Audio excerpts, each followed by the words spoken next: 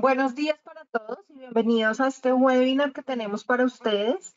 El día de hoy nos acompaña Cristian Ramírez, que es nuestro técnico, nuestro manager técnico para la región andina, y vamos a hablar sobre la actualización de estándares de la industria TIC.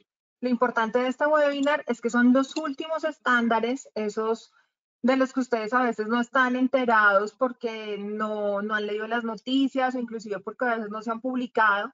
Entonces, teniendo en cuenta también la coyuntura que estamos viviendo, creemos importante pues que ustedes reciban de primera mano y que más que de Cristian, que además es consultor, es RCD de CDC, que les va a dar como esta información que estamos seguros les va a servir a la hora de cotizar y ejecutar sus proyectos de infraestructura y data center. Entonces, Cristian, bienvenido. Y al final, si tenemos tiempo, dejamos espacio para preguntas, si no se las contestaremos vía correo electrónico.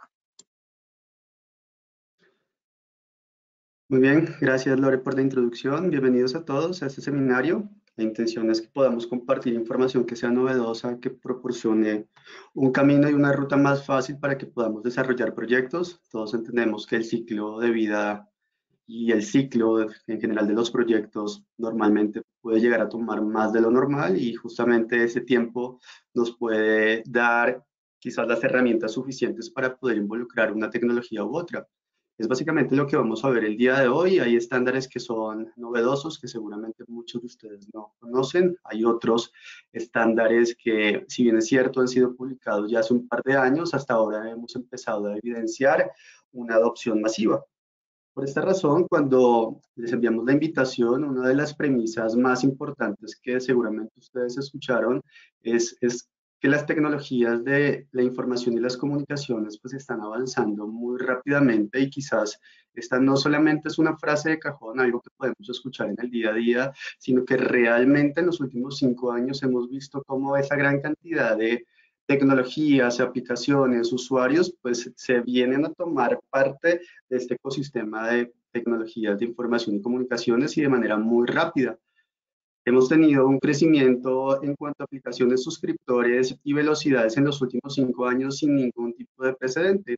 Es por esa razón que tenemos que hablar de varios organismos que nos aportan de manera importante y generosa a las tecnologías que nosotros estamos utilizando, además a las guías de implementación que nosotros normalmente implementamos o algunos reportes técnicos que nos proporcionan quizás el entendimiento necesario de esa tecnología que el cliente necesita y esa tecnología que nosotros podemos proporcionar.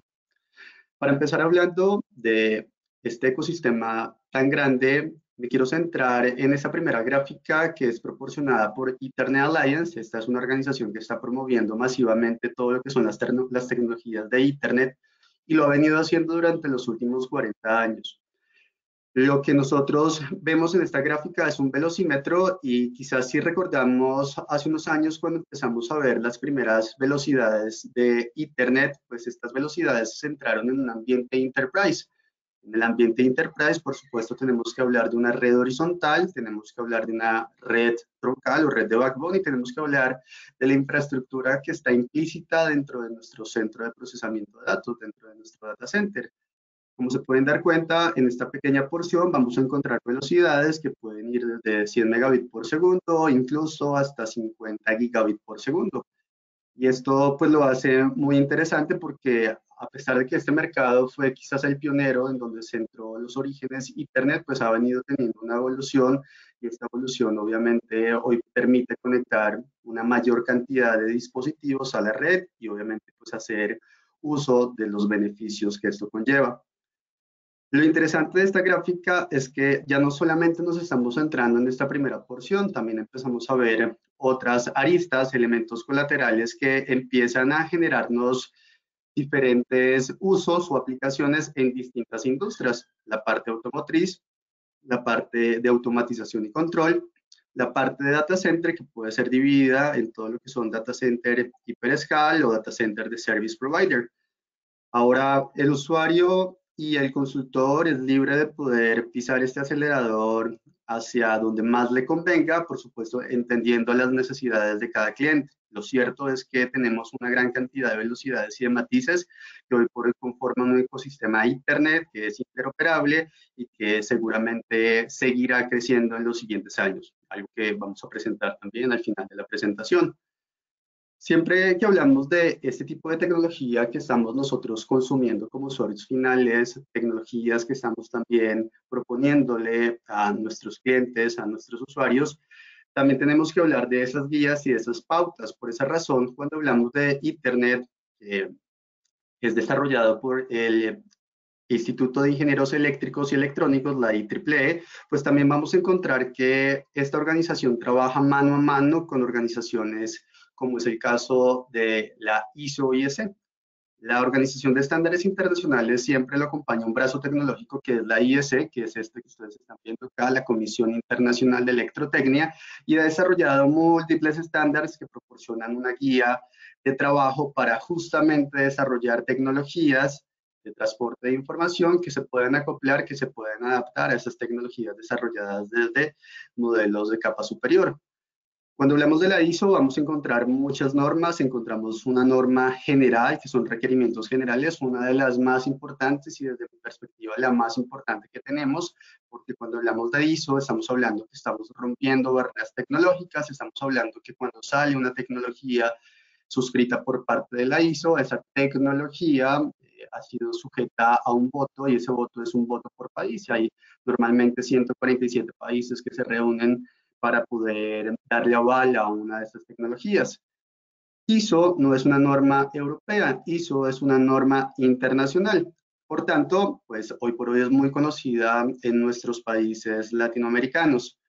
También encontramos normas que son mucho más puntuales o específicas, es decir, esta norma general se puede dividir en la serie 11801 raya 2, raya 3, raya 4, raya 5 y raya 6, y dependiendo, obviamente, la vertical, pues yo voy a enfocar mis esfuerzos en poder cumplir y suscribir las recomendaciones que son detalladas en cada uno de estos documentos.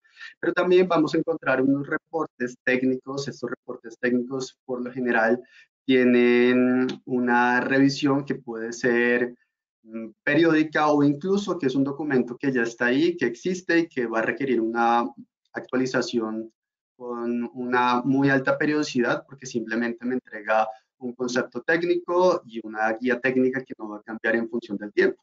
Pero vamos a encontrar muchos, vamos a encontrar la serie 11801 raya 9901 y de ahí hasta adelante incluso vamos a encontrar y vamos a ver algunas normas como la 11801 9920, por ejemplo. Por el caso de la TIA, en este sentido encontramos que la TIA es la Asociación de Industrias de Telecomunicaciones, es una organización también prestante en todo lo que tenga que ver con el desarrollo de guías de normalización. Normalmente pues está orientado y focalizado sus esfuerzos al mercado americano, sin embargo hay algunos países que pueden adoptarlos, como es el caso, por ejemplo, de Canadá, que toma mucha cercanía de las normas TIA y desarrolla sus normas canadienses, las CSA, basados justamente en esta filosofía. Nuevamente encontramos normas genéricas, normas que son mucho más específicas, en los capítulos que podemos encontrar en las tecnologías de transporte y normas que están orientadas pues a segmentos muy específicos, data center, toda la parte de healthcare que son hospitales, toda la parte de, educativa, la parte de oficinas comerciales. Si queremos ir a hablar de los componentes, pues me voy a ir a esta tercera línea y aquí vamos a encontrar par trenzado balanceado, vamos a encontrar fibra óptica, vamos a encontrar aplicaciones de banda ancha, que son aplicaciones de 75 ohmios bajo topologías de estrella o algunas variantes que podemos encontrar, que armonizan también con todas las demás normas y esta que va a ser muy interesante, voy a hablar sobre este estándar que se espera sea publicado a finales de este año, que es el 568.5, que es el estándar de par individual.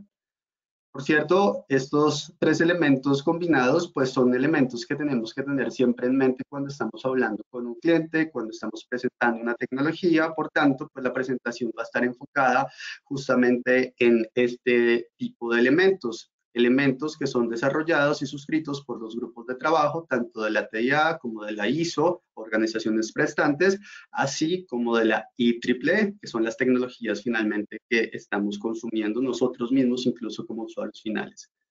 Cuando hablamos de todas esas tecnologías, quizás de temas que pueden ser muy interesantes y que ustedes al final podrían incluso sacar sus propias conclusiones, es que todas esas tecnologías convergen en básicamente dos subconjuntos generales. Esos subconjuntos generales vamos a llamarlos data center y vamos a llamarlos edificios inteligentes. Cuando hablamos de data center, por supuesto que existen normas de data center. Existen normas como la ANSI TDIA 942B, existen normas como la ISO, que es la 22237, que a propósito Perú adoptó esta norma como una norma técnica peruana para la construcción de data center, es decir, ya hace parte de una norma local. Tenemos normas como la ICREA 131, que está pendiente ya su actualización versión 2021, con algunos cambios importantes, y algunos de ellos, que en resumen de todas estas normas competentes y realmente que aportan de manera significativa y así prácticas, encontraremos algunos de esos elementos. Algunas de las revisiones claves, por ejemplo, que se hicieron en la TIA, se agregaron conectores, cables coaxiales de banda ancha, el conector MPO16, MPO32, que son conectores utilizados para 400 gigas. Vamos a verlos físicamente al final de la presentación. Se agregó la categoría 8, que fue desarrollada por parte de la IEEE en el 2016. Se agregó la designación de la fibra óptica OM5. También se modificó la recomendación para el cable de par trenzado balanceado. Antes se especificaba categoría 6A, ahora se habla de categoría 6A o superior, pudiendo acceder obviamente a categorías con una mayor capacidad, con un mayor ancho de banda. En el caso de la ISO IS 22237 o en el caso de la ONS 801-5, se especifica que para nuevas implementaciones se debería, esta no es una obligación, se debería implementar soluciones de cableado categoría 8.1 o clase 1 y categoría 8.2 clase 2. Más adelante vamos a comentar algo al respecto. Un tema que también llama bastante la atención son las longitudes máximas de cable recomendadas. Si bien es cierto, nosotros siempre hemos mencionado que para una arquitectura de data center es necesario conformar un canal de comunicaciones con al menos 2 puntos de conexión. Hay algunas instancias en donde se prevén conexiones punto a punto, es decir, desde la tarjeta a la tarjeta. Esto especialmente es dado cuando yo tengo cables DAC, que son cables Twinax, o cuando tengo ensambles de fibra óptica con los transceivers ya embebidos, que son los cables AOC, Active Optical Cable, y lo que se especificó es que se han reducido esas conexiones de 10 metros a 7 metros. Por tanto, pues no se recomienda conexiones directas muy largas entre las filas, salvo que sean distancias más cortas a 7 o iguales a 7 metros que estén dentro de la misma hilera de gabinetes. Una recomendación muy importante es que se agrega la facilidad de poder incluir gabinetes que tengan profundidades de 1200 milímetros, es decir, gabinetes que tengan profundidades de 80, 90, 1 metro, 1,10, pues pueden ser aceptados, obviamente entendiendo la necesidad puntual de los equipos, pero la recomendación es tener gabinetes con profundidad de 1.2 metros, que son gabinetes a prueba de futuro en el sentido que empezamos a encontrar chasis de equipos que son cada vez más profundos. También se consideran gabinetes de anchos mayores a 600 milímetros. Por supuesto, todo esto dentro de un análisis de la necesidad del cliente, porque si vamos a ver esta recomendación textual en un data center colo, pues evidentemente íbamos a ofrecer gabinetes de 800 milímetros de ancho para clientes y para usuarios, pues no, si somos proveedores, si somos integradores, nos van a sacar por la puerta, porque básicamente lo que se necesita en ese tipo de ambientes es optimizar el espacio físico. Lo que se vende es el metro cuadrado, entonces, por tanto, habrá que analizar situación por situación. También se agregó una recomendación para considerar el cableado predeterminado. Ese es un punto muy importante y en todos los diseños que nosotros estamos sugiriendo en Data Center ya todas las soluciones son predeterminadas y preferiblemente que el conector, si es de fibra óptica, sea un conector de tipo MTP, MPO, que es un arreglo de varios hilos, es un conector matricial que habilita velocidades de última generación. También se considera incluso cables predeterminados en cobre, esto pues justamente para habilitar despliegues mucho más rápidos y una consistencia en el proceso de terminación, pero es que no en todos los países esto es un común denominador. Quizás México normalmente sí vamos a encontrar listados de números de parte con esta característica.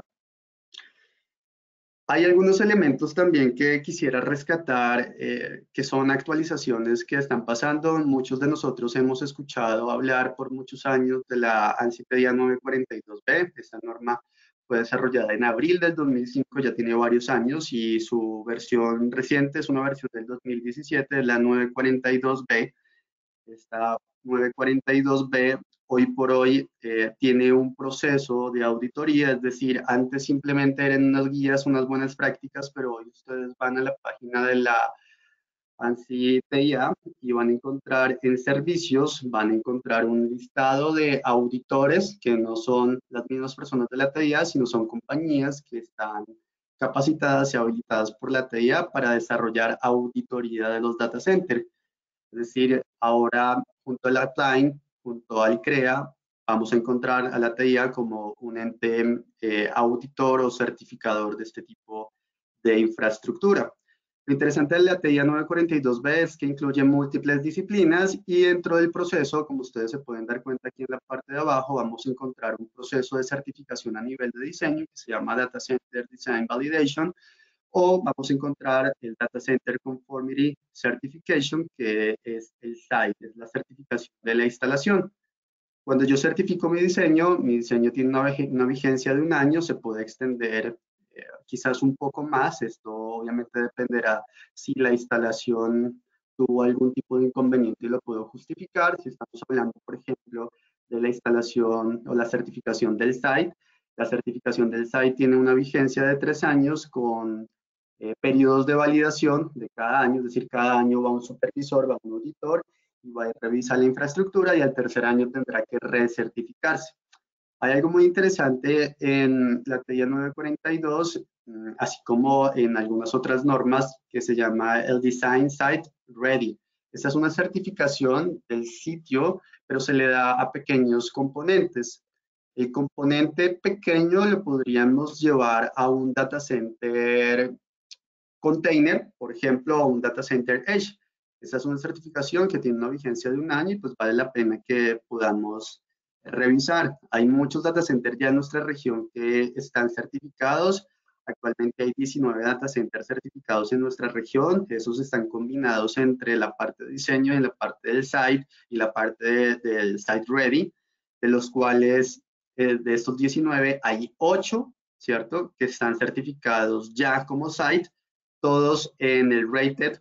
Recuerden que el data center especifica criterios de disponibilidad y para el caso puntual de la TIA 942, hoy se habla de una clasificación que es rated, clasificado 3, 2. No encontramos por ahora ningún data center certificado como rated 4. Entiendo que hay unos que están en proceso de diseño aprobado y pues por tanto si el papel lo aguantó, seguramente se querrá tratar de hacer la implementación, pero por ahora Rated 3 y Rated 2 son los que vamos a encontrar en países como en el Caribe, como Trinidad, Costa Rica, Perú, Brasil, Argentina tiene un data center ready, entonces pues vale la pena que lo podamos chequear. Dentro de la misma actualización y lo que queremos también contarnos en este capítulo es que seguramente han escuchado ustedes hablar muchísimo de Data Center Edge. Cuando hablamos del Data Center Edge, esto no es más que un pequeño data center que está descentralizado y como está descentralizado, pues está mucho más cercano al punto de generación de los datos.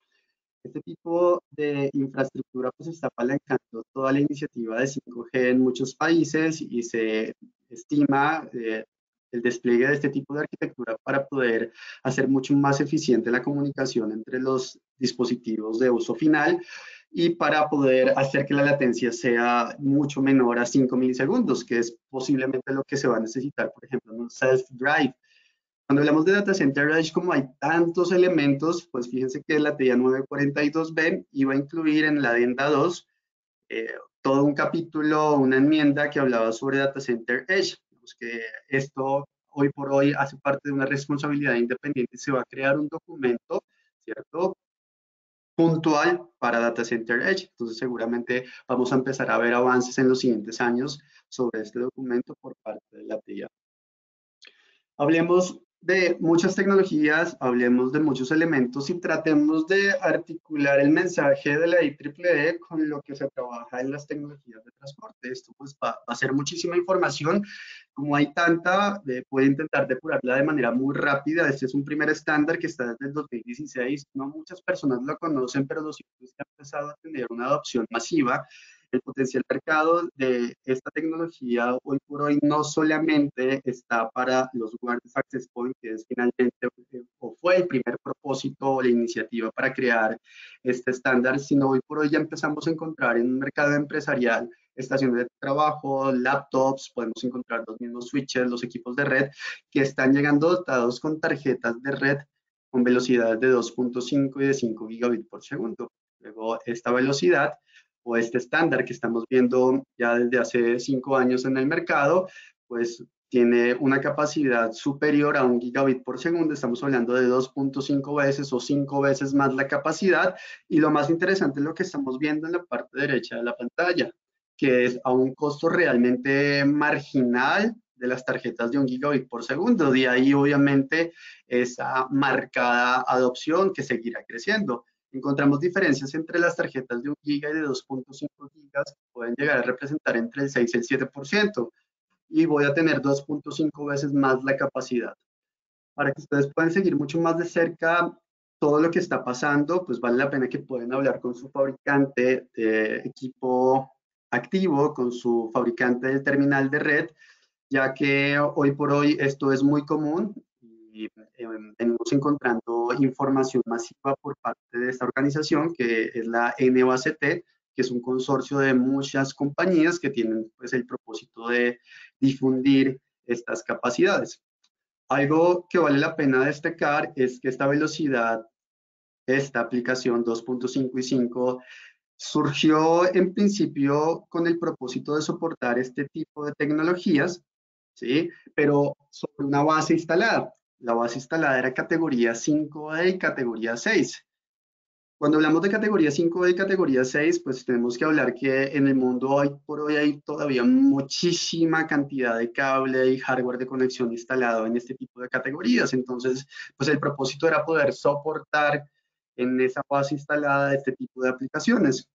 Sin embargo, aunque la teoría lo menciona, hay algunas guías, boletines técnicos, como es el caso del boletín de la TIA el 521 del 2017 y el 11801 de la ISO, parte 9904, que hablan sobre las directrices para el uso de cableado en la base instalada.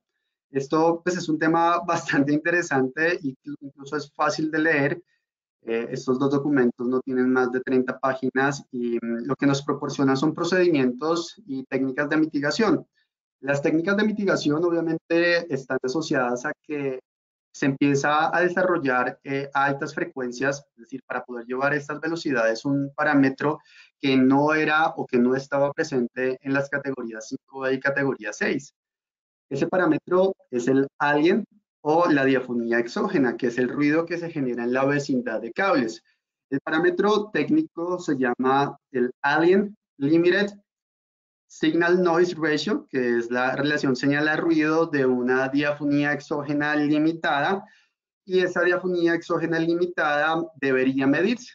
Esa diafonía exógena limitada es la mezcla entre las pérdidas de inserción y entre el FEX y el NEX que se produce entre la vecindad de cables. Son parámetros de ruido, es un ruido en modo diferencial que es inherente a la propia transmisión. Cuando nosotros empezamos a investigar y a leer sobre este tipo de elementos, vamos a poder encontrar guías en donde yo necesito hacer mediciones. Una vez haga las mediciones, por ejemplo, de las pérdidas de inserción, voy a tener que empezar a tabular y a generar ecuaciones. Hay ecuaciones que son logarítmicas. Una vez yo tabule, luego voy y mido el alien crosstalk, que es disruptivo, es costoso.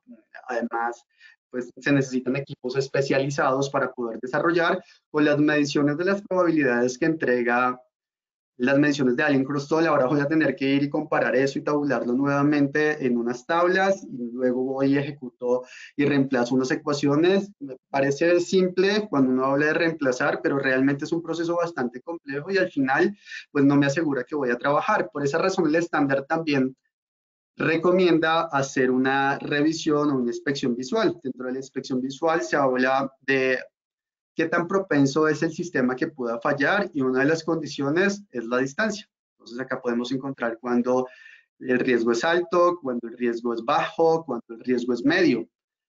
Cuando haya tabulado esto, pues como esta en teoría es una arquitectura que se cumple en función del diseño, lo que tengo que hacer es probarlo.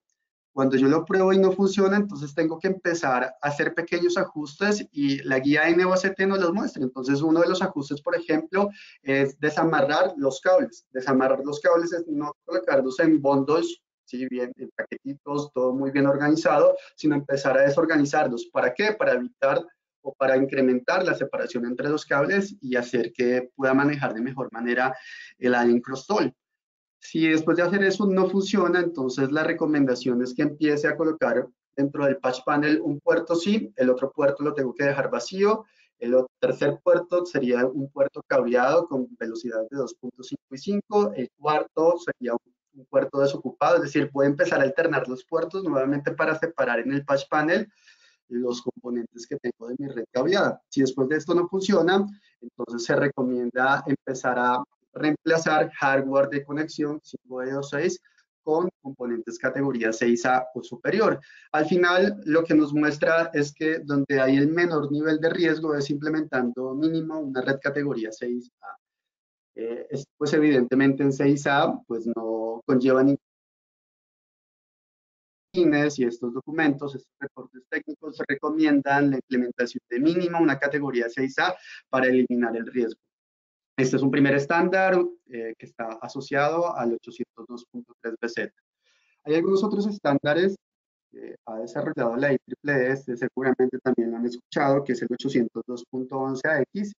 Este es la sexta generación de Wireless Access Point. Recuerde que cuando tengo 802.11 es el grupo de estudio y el grupo de trabajo que desarrolla aplicaciones de Internet inalámbricas. Y en este punto encontramos varias generaciones y la última que vamos a encontrar es Wi-Fi 6. Wi-Fi 6, hoy por hoy, pues como tecnología empieza a estar disponible, es decir, como producto final. ¿Por qué? Porque ya existe un borrador y el borrador está aprobado, pero se espera que la publicación de este documento esté finalizado en el segundo Q, es decir, que ya esté totalmente finiquitado. Realmente, pues el documento ya está aprobado, simplemente falta la publicación, que son temas de edición, pero 802.11ax es una tecnología que realmente da mucho de qué hablar, porque cuando hablamos de las tecnologías de Wireless Access Point, pues ellas han sido víctimas de su propio éxito.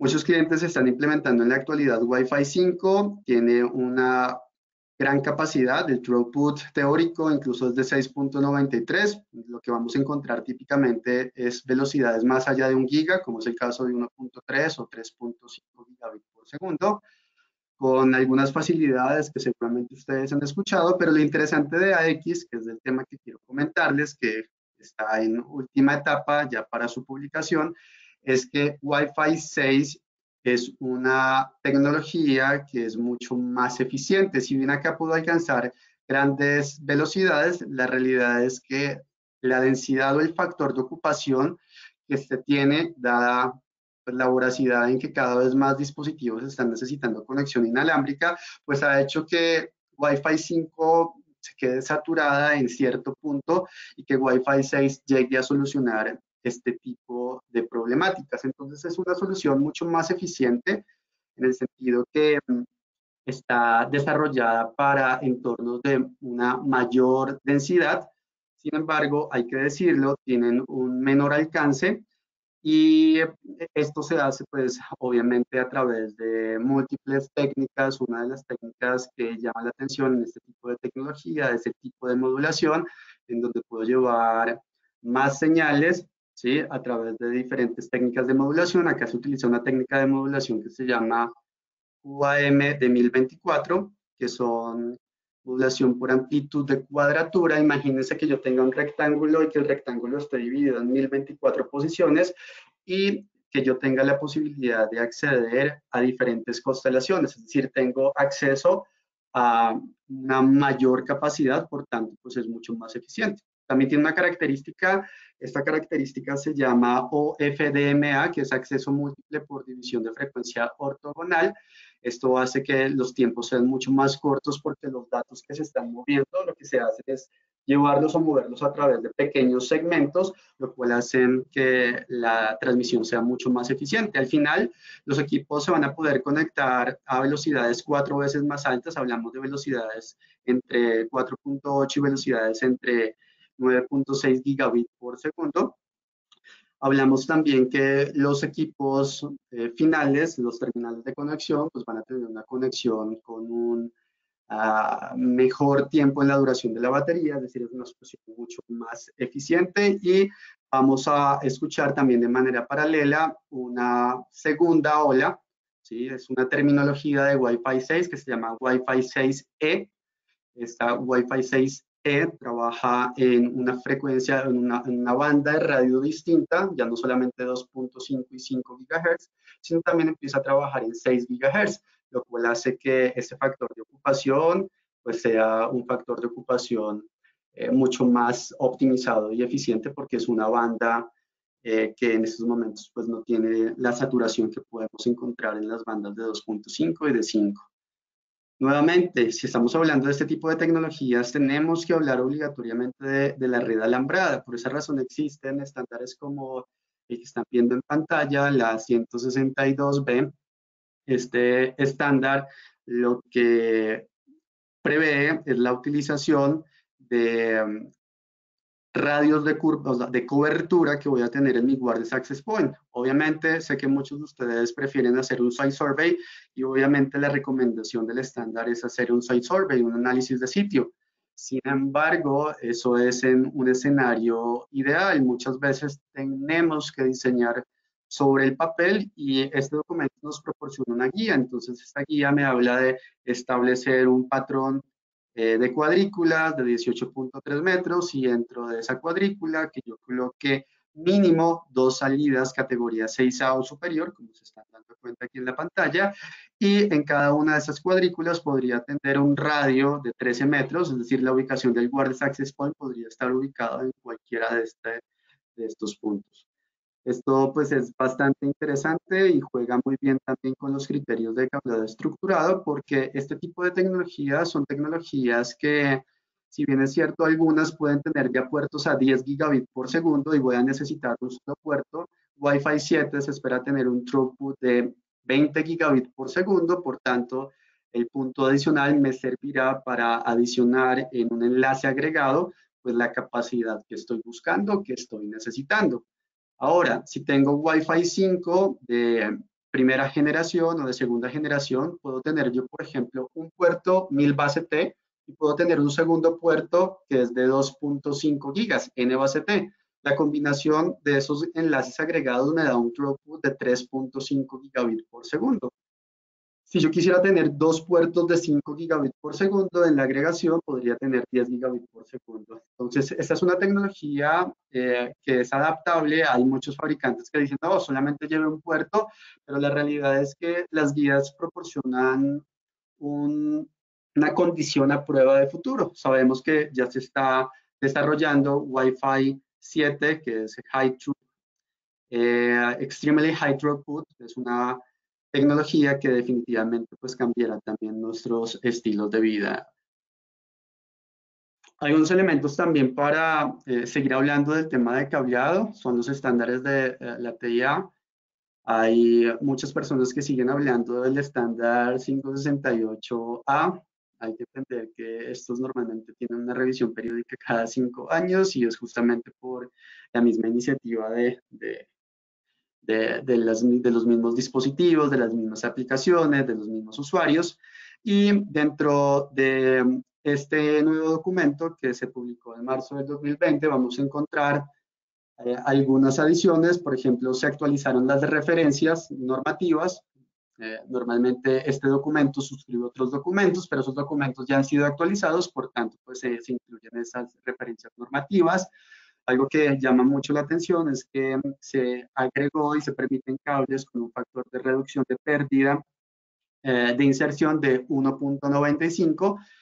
Este 1.95 son en los patchcore, en los cordones, no en la red horizontal, y esto se ha incorporado al contenido de la DIA 568.0 raya 1, raya 0, raya D1, que es todo lo que tiene que ver con la primera enmienda. Es decir, esto está incluido en la primera enmienda de estas generalidades de las redes de cableado estructurado para oficinas, para una red interna.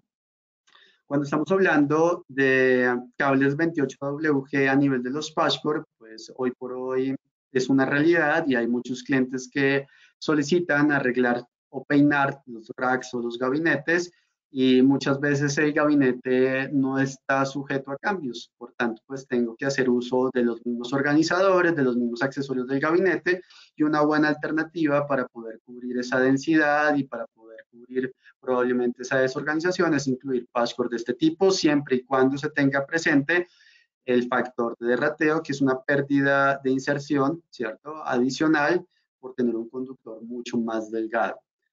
Temas interesantes de este documento: se agregaron las definiciones de un conector en el punto de consolidación. Muchas veces nosotros hablamos del punto de consolidación, pero no sabemos que el punto de consolidación es un ensamble, y dentro de ese ensamble adentro tenemos conectores que hacen parte de ese punto de consolidación. Luego el estándar lo llama ahora punto de consolidación más conector del punto de consolidación, quizás para evitar unas interpretaciones erróneas que se estaban dando en su momento, no solamente desde la perspectiva de marcación, sino en la fase de planeación y diseño, cuando se estaban integrando este tipo de componentes. De la misma manera, se integró la definición del punto de conexión horizontal y el conector del punto de conexión horizontal. El HCP es igual, abro y cierro comillas, con algunas ligeras diferencias al punto de consolidación, solamente que el punto de consolidación es a voz y datos, como el punto de conexión horizontal es para atender dispositivos que están en techo o en pared. Dentro de las enmiendas que se han hecho también en los documentos de la TIA encontramos el 568.1 raya E, que es para, aquí sí específicamente para oficinas comerciales. Acá estamos hablando de premise, planta interna, generalidades. Acá se incluyó una nueva cláusula sobre seguridad física en la red. Vale la pena que lo puedan revisar, hay muy buena información. No conozco en detalle la totalidad del documento, es un documento que lleva una lectura a un 30, un 40%, pero este documento, cuando ustedes llegan a la cláusula que habla sobre seguridad en la parte física, la cláusula dice que debe remitir su cumplimiento a este estándar. Es un estándar que antes era un boletín técnico, y es un estándar, es el 5017 del 2016, y acá vamos a encontrar prácticas, una teoría de conjuntos entre amenazas, ataques, debilidades. Hay una evaluación del riesgo, empiezan a evaluar cada una de las guías de diseño y recomendaciones, tanto para las cajas de inspección, para los cuartos técnicos, para las mismas canalizaciones, para el tema de administración. Hacen recomendaciones explícitas sobre esto que ustedes están viendo en pantalla, que se llama gestión de la infraestructura automatizada, que son un sistema de hardware y de software comúnmente llamado cableado inteligente, que me permite a mí hacerle un seguimiento y una trazabilidad a una conexión y una desconexión, y que todo quede automáticamente documentado en un software. Este tipo de recomendaciones está ahí de manera explícita. Se habla, por ejemplo, de la evaluación de riesgo de robo, de sabotaje, de ruptura. Entonces encontramos acá que si yo, por ejemplo, tengo acá, esta es una cámara, esto es un, no sé, un monitor, esto puede ser, por ejemplo, una tiquetera para una estación de transporte, pues todos estos dispositivos están conectados a la red, y esa conexión a la red, pues yo necesito que sea segura. Entonces muchas veces, como hoy la sensibilidad hacia el tema de los datos es tan amplia, pues yo necesito que mi password, por ejemplo, tenga una seguridad adicional. Entonces nosotros tendríamos unos passwords que se llaman lock-it. Estos passwords tienen una llave que permite la desconexión obviamente evitando una desconexión o quizás una interacción con el componente de manera no autorizada o fraudulenta. Entonces son pequeños elementos que vamos a encontrar ahí, vale la pena que este documento lo puedan tener como referencia. Hemos venido hablando también por muchos años de algo que se viene dando también desde hace mucho tiempo y es la posibilidad de que yo tenga de conectar mi dispositivo, mi terminal final, una cámara, un wireless access point, cualquier dispositivo que esté en techo o en pared a través de un cableado que se extienda desde el patch panel y que en este extremo se termine con un plug modular en sitio. Es decir, que elimine la necesidad de tener un faceplate y un passcode y que la conexión quede directamente en el housing del dispositivo. Esa terminología pues viene variando de manera diferente a cada uno de los estándares. Esto fue introducido por PIXI 005.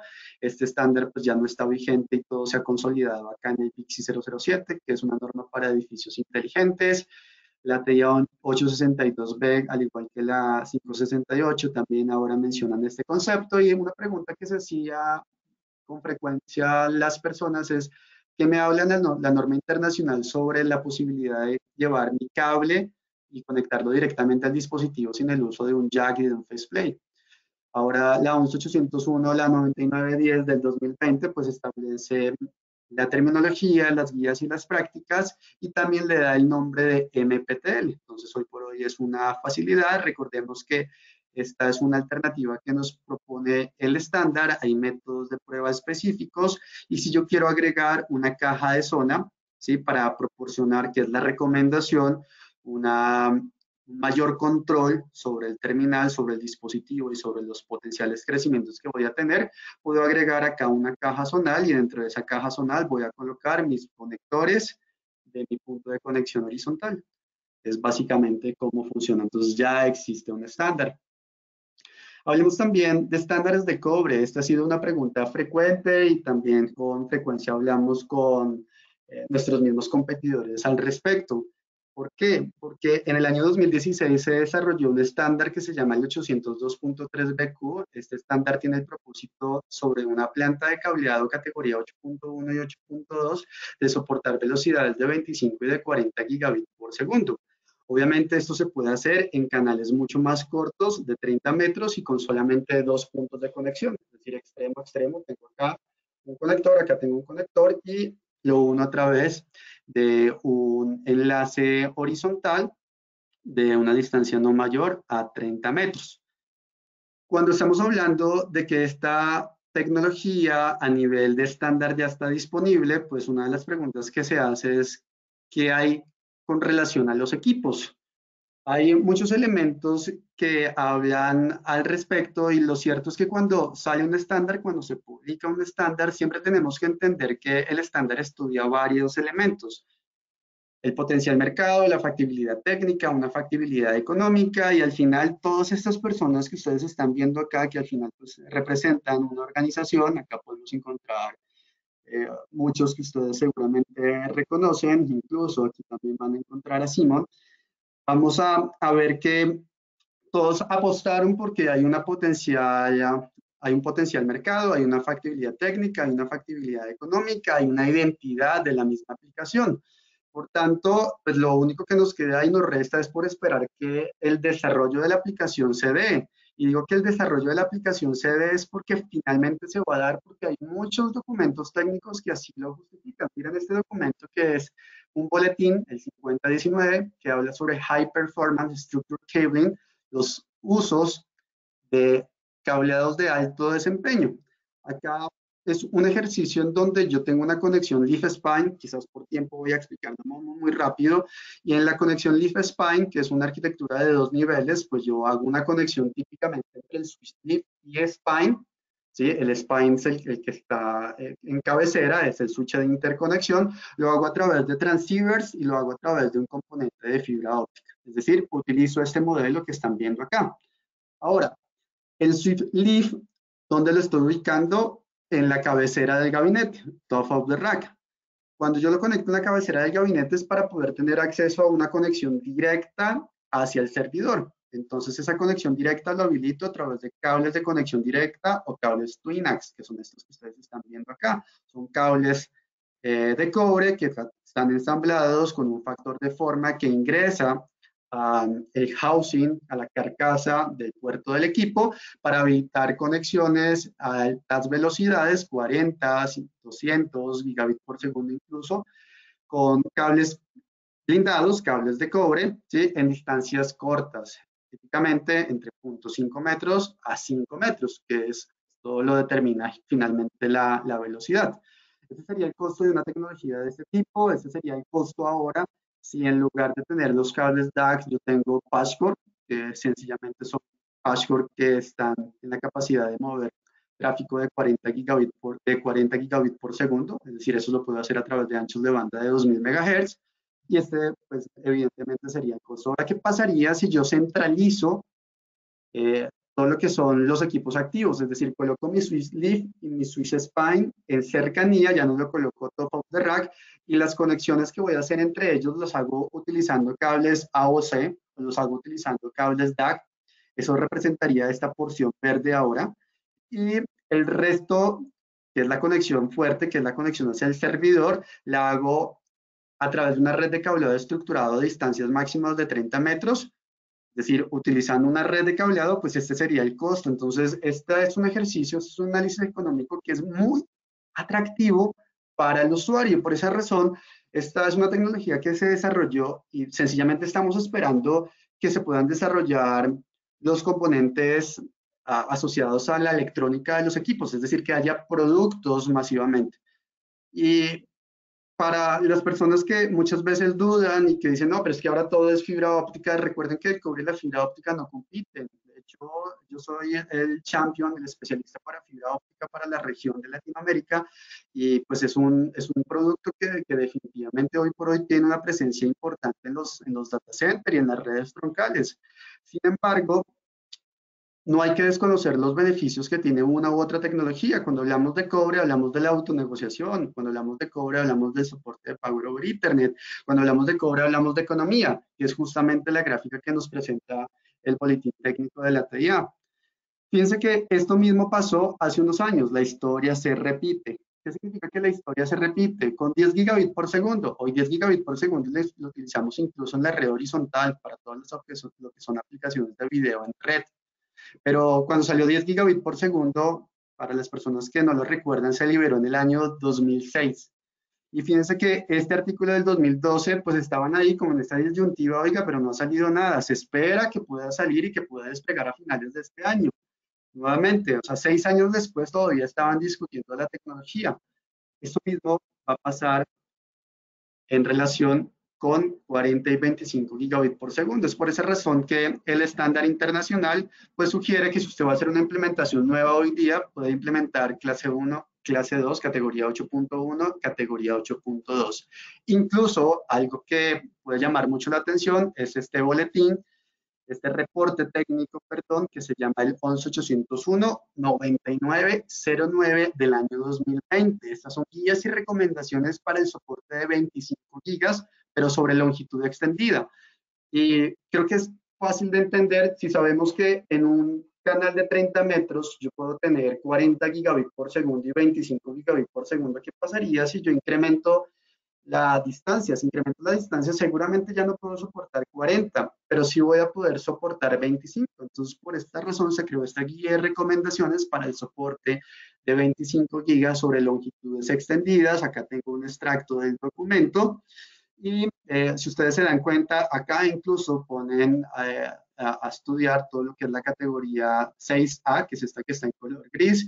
Categoría 7A, fíjense acá, tiene una muy buena capacidad. Vamos a hacer anuncios importantes en los siguientes meses sobre nuestra categoría 7A y el soporte de 25 gigas. Pero encontramos categoría 8.2, obviamente sobresaliente, y por esa razón pues, se puede soportar distancias mayores a 50 metros, distancias en algunos casos mayores a 67 metros. Entonces, es una guía bien interesante que hay que tener en cuenta y que además también le da muchísima fuerza al tema de un cableado de siguiente generación.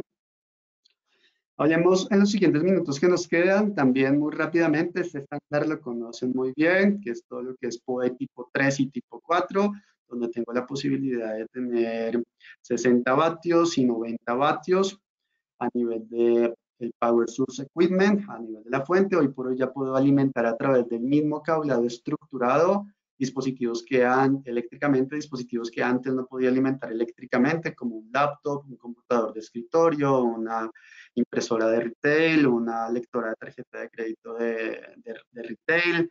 Hay muchos elementos, todo lo que es llamado enfermería, elementos que se utilizan en kioscos, las mismas cámaras PTZ están haciendo uso de las bondades, de las mayores capacidades y beneficios que se pueden tener con este tipo de tecnología, además de admitir el funcionamiento de 10 gigabits por segundo.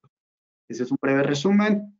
Esta es la potencia en la fuente, la cantidad de pares y fíjense que la corriente máxima por par incluso ya está alcanzando el amperio. Cuando estamos hablando de tener alimentación remota, hay algunos elementos que hay que tener en cuenta. Estos elementos pues están definidos en el estándar.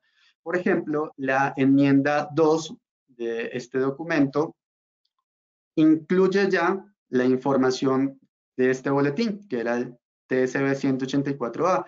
Acá entonces empieza a hablar sobre las guías del cableado estructurado, en cómo debo acomodar los bondos, el tipo de bandejas, las temperaturas de operación, las separaciones, las pruebas o rendimientos que deben tener los sistemas en condiciones de alimentación remota. Es decir, cuando estoy moviendo corriente a través de mis pares de par trenzado balanceado. Temas que vale la pena destacar, se habilita una temperatura ambiente de operación máxima de 45 grados centígrados. Se hace referencia a una prueba internacional que se llama la 60512. Esta prueba muchos fabricantes la colocan simplemente en su hoja técnica. Es importante que se pida la prueba en donde se demuestre pues ese cumplimiento. Nuestra solución CIMAX y nuestra solución Tera está totalmente habilitada, que lo que garantiza es una mayor durabilidad del hardware de conexión en condiciones de alimentación remota. Habla e incluye las guías sobre los cables de 28 AWG, como sabemos y como nos dimos cuenta, 28 AWG pues tienen una mayor pérdida de inserción porque tenemos una sección transversal mucho más pequeña y lo que dice el estándar es que se recomienda que en los organizadores esos patchwork se organicen en grupos no mayores a 12, ¿sí? Y con separaciones de 1.5 pulgadas. Esa es la recomendación del estándar. Vale la pena que puedan revisar la información que proporciona Simon. Simon hace algunas mejoras y dependiendo del tipo de PoE, puedo yo amarrar cables entre 12 o 24 cables, que quizás da una ligera flexibilidad en la utilización de este tipo de patchwork. Cuando estamos hablando de esto a nivel de la red horizontal, pues también hay algunas prácticas. Yo puedo tener, por ejemplo, todos estos cables agrupados, 96 cables agrupados, o esos 96 cables agrupados van a experimentar un calor especialmente en el centro del grupo del paquete. Si yo tengo 3 grupos independientes, voy a reducir el calor un 25% y si ahora lo separo una pulgada, voy a reducirlo entre un 30 y un 33%. Entonces, dentro de las recomendaciones para tendidos de este tipo de estándares, se limita el número de cables, o sea, puede limitar el número de cables en paquetes de 24, eso si usted no quiere ir a consultar una tabla, porque hay una tabla. La tabla, por ejemplo, le dice que si usted tiene Power over Ethernet tipo 4, en categoría 7A usted puede tener 72 cables, en categoría 6A apantallado puede tener 48 cables y en categoría 6A no apantallado puede tener 36 cables. Entonces, pues acá se demuestra que una solución apantallada disipa de mejor manera el calor que se genera en condiciones de alimentación remota y súmale a eso la temperatura del ambiente. Por último, y ya para ir finalizando, quisiera subrayar algunos estándares que pues, empezaron a tener un eco importante. Este se desarrolló en el año 2019. Esto pues integra muy bien con toda la parte de OT, que es Operational Technology, aquellos dispositivos llamados Fieldbus, que son actuadores, dispositivos como sensores, que necesitan estar conectados a una red y que normalmente están conectados a través de este tipo de protocolos: Profibus, CanoOpen, DeviceNet, CC-Link, IO-Link, y que una vez están conectados a ese tipo de ambiente, pues normalmente hoy por hoy la integración hacia el mundo de IT se vuelve necesario. Entonces, para evitar esa transición de la industria de OT a IT, pues se desarrolló este estándar pensado para toda la parte de producción, fábrica, la parte industrial y la parte de automatización, que es toda la parte de inteligencia de los edificios, los sensores, los medidores, los actuadores, que hoy por hoy estamos viendo con mucha frecuencia en techos y paredes, para que puedan tener una conexión a 10 megabits por segundo. Yo sé que muchos de ustedes estarán pensando, oiga, pero 10 megabits por segundo, este tipo me está hablando de la década de los 90. La realidad es que 10 megabits por segundo tiene una connotación distinta. Es que 10 gigabits por segundo, 10 megabits, sorry, por segundo, lo puedo llevar a través del cable estructurado en un solo par, es decir, par individual, hasta al menos 1 kilómetro, y puedo conectar dispositivos de manera paralela, máximo 10 en este estándar, que me permiten hacer despliegues importantes y llevar de manera paralela también potencia sobre la red de datos. Es decir, esto no se llama PODL, se llama PODL, Power over Data Line, es comúnmente referido como PODL, y lo que me permite hoy por hoy es, pues, tener una conexión en donde, si ustedes, por ejemplo, ven todos esos estándares necesitan kilobits por segundo.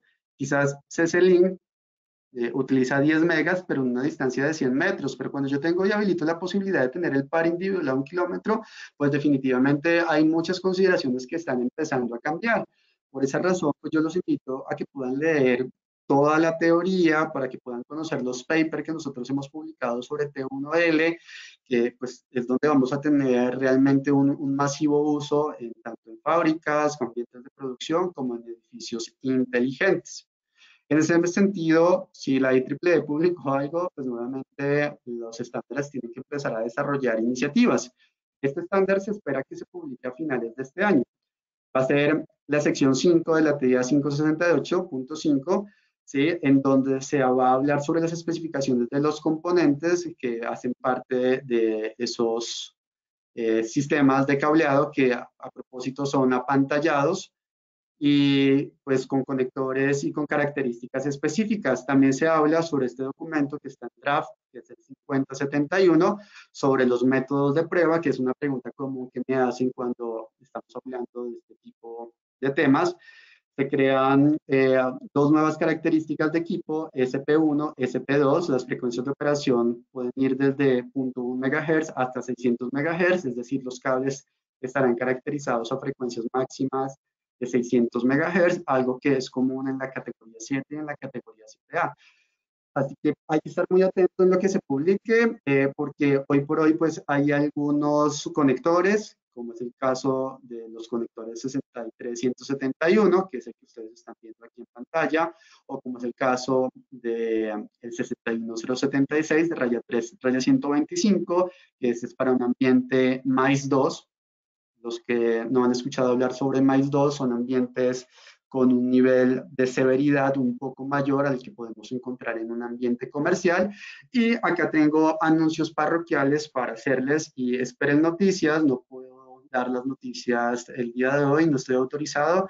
El día de mañana vamos a sacar un anuncio muy importante con el 61076 raya 3 raya 104, que es nuestro conector TERA. Entonces, pues esto todo está muy orientado a que existan estándares, existan conectores, componentes que armonicen justamente con las tecnologías que han sido desarrolladas por parte de la IEEE. Para ir finalizando en estos 2 minutos que me quedan, pues quiero nuevamente resaltar la importancia de estándares como el 802.3BY, en donde en un solo carril, que equivale a 2 fibras ópticas en una transmisión dúplex, yo puedo tener velocidades de 25 gigabits por segundo. Eso pues nos ha permitido poder desarrollar otro tipo de iniciativas, como es el caso de 400 gigabits por segundo. Y quiero destacar esta aplicación porque esta aplicación empieza a utilizar un nuevo prefijo. Este prefijo D o DR4 es un prefijo que se utiliza para una transmisión de 200 gigas a través de 4 carriles, es decir, 8 fibras ópticas, pero ojo, en cableado de fibra óptica monomodo. Es decir, en monomodo nosotros estamos acostumbrados a que podemos llevar amplias y vastas capacidades a través de un par de hilos. Sin embargo, la industria que utiliza todo lo que son fuentes de transmisión de tipo láser ha empezado a experimentar con la óptica paralela y diferentes técnicas de modulación, haciendo que esta tecnología sea mucho más asequible y accesible.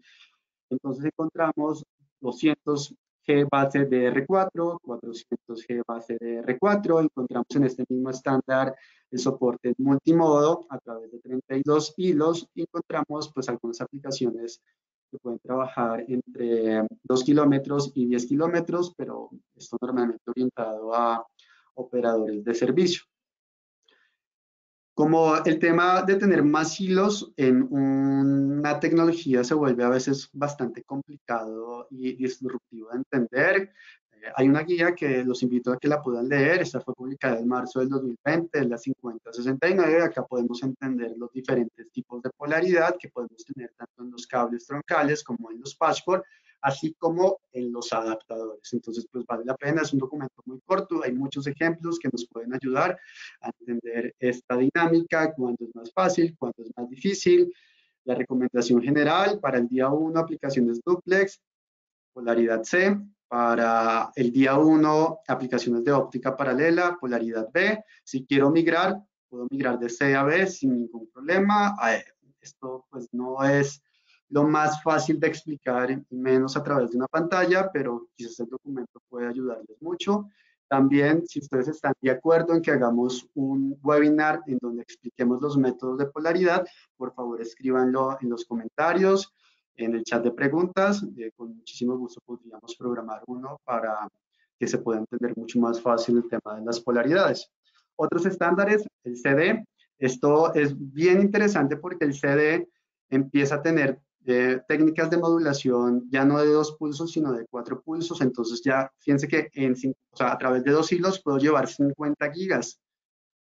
Esto lo hago a través de una modulación por amplitud de pulsos de 4 niveles. Lo que teníamos antes era de tan solo 2 niveles. Esto pues realmente ha habilitado un camino muy importante para que se sigan desarrollando más velocidades, como es el caso de 100, 200 en menos hilos. CM, que es un estándar reciente, en marzo del 2020, habilita en 4 carriles. Fíjense que ya 400 gigas en 16 hilos, pues en 32 hilos, pues ya no es tan atractivo. Luego en 16 hilos se publicó y se publica también en 8 hilos. Entonces el cliente, pues normalmente 400 gigas se sabe que vamos a encontrar un balance muy importante en relación costo-beneficio, porque las tecnologías de 400 gigas incluso están compitiendo entre ellas mismas. Hay primera generación, segunda generación, tercera generación, y definitivamente la generación que va a quedarse en la mente es la generación que es compatible con lo que estamos instalando en la actualidad, fibras ópticas OM3, o si están instalando OM4 o OM5, todo eso se puede soportar a través de 8 fibras ópticas y se puede soportar en OM3, está por ser anunciado, a una distancia específica, y a OM4 y OM5 con una distancia igual. Se estima que van a ser 100 metros y esto se debe gracias a las técnicas de modulación. ¿Dónde pueden ver eso? A través de Ethernet Alliance. Ustedes se van acá.